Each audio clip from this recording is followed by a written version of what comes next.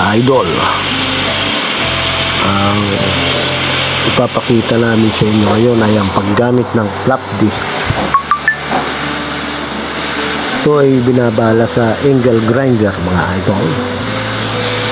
Yan. Ang flap disc ay panghasa lang. Yan. Parang liha siya mga idol. Kaya delikado rin pagka hindi ka marunong gumamit ng flap disc. Hindi siya pwedeng pangkat, panghasa lang siya mga idol. Parang liha yan na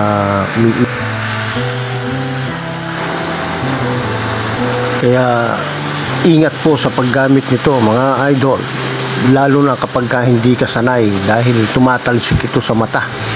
Kailangan talaga pagka may mga safety gear ang gumagamit nito. Kami mga sanay na po, pero nag-iingat pa rin kami mga idol. Yan mga idol.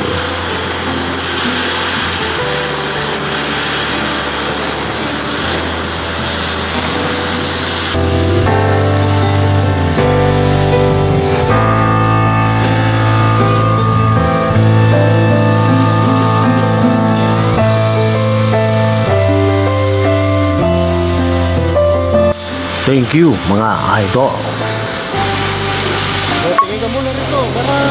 Shout out kay Christian, siya yung gumagawa mga idol.